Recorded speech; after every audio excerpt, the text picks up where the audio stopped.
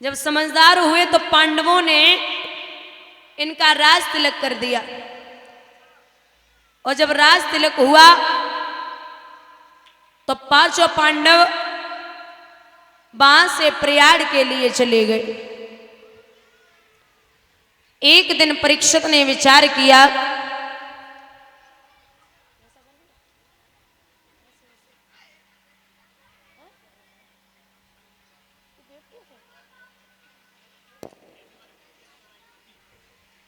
बोले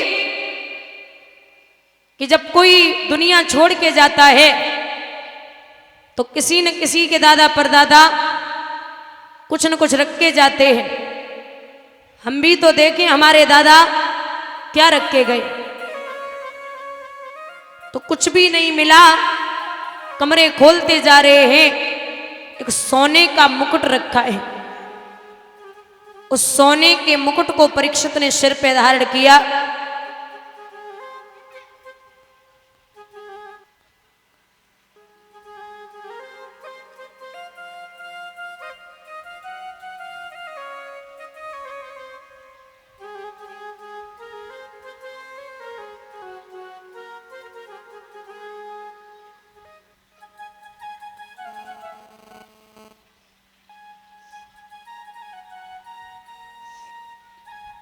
भैया जब मुकुट को सिर पे धारण करके शिकार खेलने के लिए चले, बुजुर्गों शिकार नहीं मिला, एक झाड़ी से छिपके बैठ गए। तो क्या देखा है कि एक गाय और बैल के जोड़े को एक शूद्र हाथ में डंडा लेकर के ऐसे मार रहा था मानो उनका कोई साथी न हो। तो गाय ने आवाज लगाई है,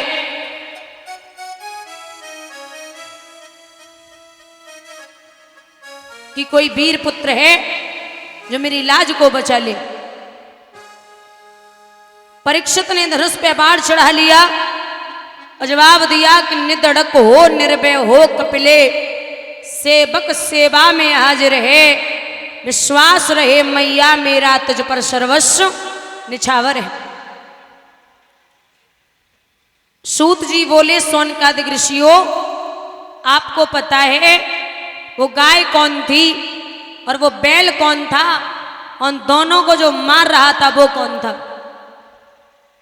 बोले वो गाय है पृथ्वी मैया और बैल है धर्म। धर्म के 4 चरण होते हैं, सत्य, तप, दया और दान। लेकिन वो बैल एक ही पैर से भाग रहा था। बोले 3 पैर कहां गए?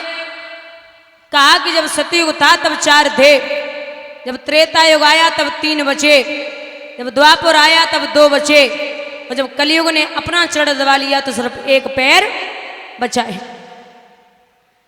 अब इन दोनों को जो मार रहा था वो कौन था? बोले वो कोई और नहीं, साक्षात कलयुग था।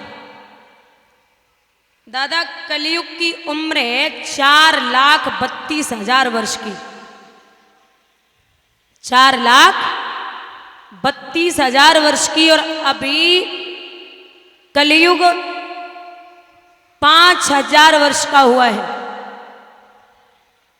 ढंग से बचपन भी नहीं है।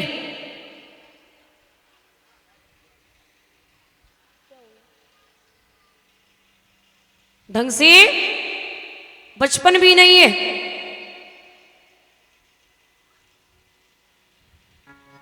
तब ये हालत है। विद्वान ये कहते हैं कि जब घोर कलयुग आएगा तो न मां बेटे को, न बेटी बाप को, न भाई बहन को, न बहन भाई को, कोई भी, न मामा भांजी को, न भांजी मामा को, कोई भी रिश्ता नहीं समझेगा। जैसे पशु व्यवहार करते हैं वैसा ही व्यवहार शुरू हो जाएगा।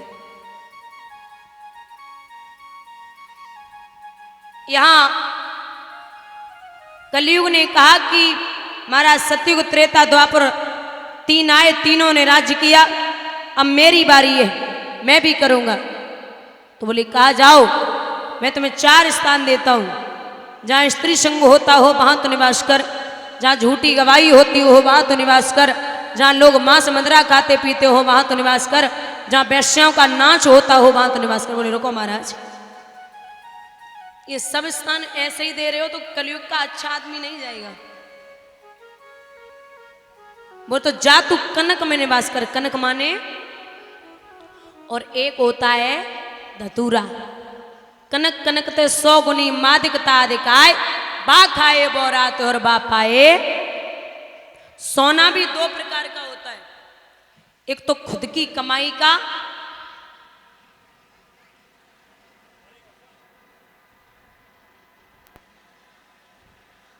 एक दूसरों का लूटा हुआ छीना हुआ सोना।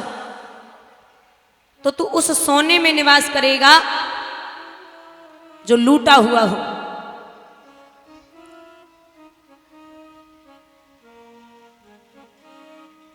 परीक्षित ने जो मुकुट बांध रखा था, वो मुकुट परीक्षित के बाबा भीम युद्ध में छीन करके लाए थे। उसी मुकुट में परीक्षित कि जो मुकुट था उसमें सूक्ष्म रूप से कलयुग विराजमान हो गया। वैसे भी कलयुग के आदमी की बुद्धि इतनी ज्यादा चलती है, उसे अच्छी बात हजम नहीं होती। और फिर समझ लो जब कलयुग और विराजमान हो जाए तो क्या हालत होगी। लोमस ऋषि की कुटिया की तरफ बढ़े, आवाज लगाई, महात्मा भजन में बैठे थे। मैं हमेशा समझाती हूं कि भजन और भोजन हमेशा एकांत में ही अच्छा लगता है। भजन और भोजन ऐसे नहीं कि माला जप रे राम राम राम भैंसिया डिली बांधी हो फिर शुरू भोजन। अच्छा एक बात बताइए, पशु भोजन बैठ के करते हैं? नहीं, खड़े होके। और इंसान बैठ के। अब कहो ब्याह बराते में जाओ, प्लेट लेके पूरे ग्राउंड के चक्कर लगाते हैं जैसे पशु लगाते हैं। पहले एक नियम था, ये भागवत है या धर्म का कार्य है, इसमें कोई भी ऐसा नहीं है कि कोई दिक्कत है। लेकिन पहले शादियां होती थी तो शादियों में नाचने वाले बाहर के होते थे और खाना बनाने वाले घर के होते थे। और अब शादी करो तो नाचने वाले घर के और खाना बनाने वाले बाहर के। पहले लोग खाते थे घर पे और सोच क्रिया करने बाहर जाते थे। अब खाए के बाद तैयार सोच क्रिया घर में कर रहे। बोलिए गोविंद भगवान की। अगर हम सच्चे वैष्णव हैं, अगर हम सच्चे सनातनी वैष्णव हैं तो हमारे घर में एक तुलसी का पौधा और घर में गाय होनी बहुत जरूरी है। लेकिन अब अहिर गाय कहाँ पाल रहे, छरियां पाल रहे, बकरियां। जिनको काम है बकरियां पालवे को वो नहीं करन दे।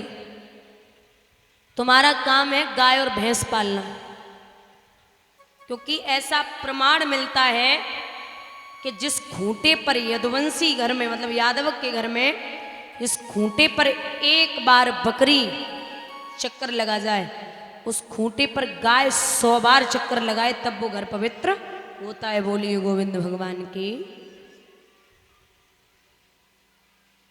बंधुओं, पहले चाहे कच्चा घर हो या पक्का घर हो, लोग अपने दरवाजों पर लिखते थे राधे राधे सीताराम राधे श्याम। लेकिन अब जितना बड़ा सेठ होगा आदमी, जितना बड़ा पैसे वाला होगा, ऊपर लिखा होगा कुत्तों से सावधान। इसका मतलब ये है कि घर में इंसान नहीं रहते। अरे चौपाइयाँ लिखवाइए, राधे राधे सीताराम लिखवाइए, जो मन में आए वो लिखवाइए, लेकिन ये कौन सी बात है। तो हम सच्चे वैष्णव तब हैं जो तुलसी का पौधा घर में होना चाहिए। भजन में बैठे परीक्षित विचार करते हैं।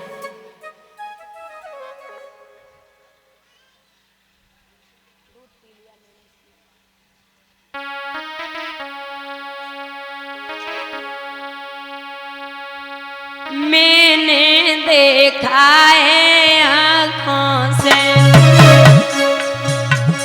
आँखों का पलक गिराया है।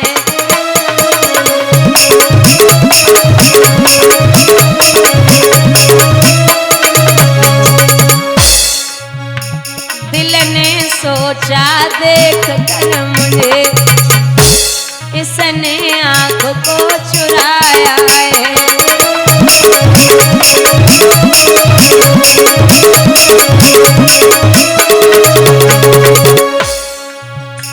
मैं काना नहीं कुरूप नहीं, मुझको अपना अभिमान नहीं।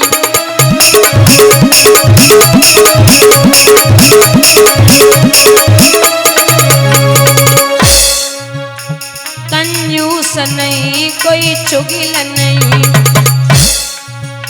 पृथ्वी पे मैं निसंतान नहीं।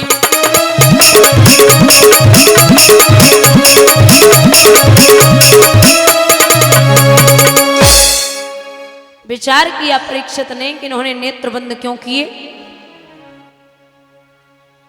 एक तक्षक नाम का अमृत सर्प पड़ा था, उसे उठाया, महात्मा के गले में डाल दिया।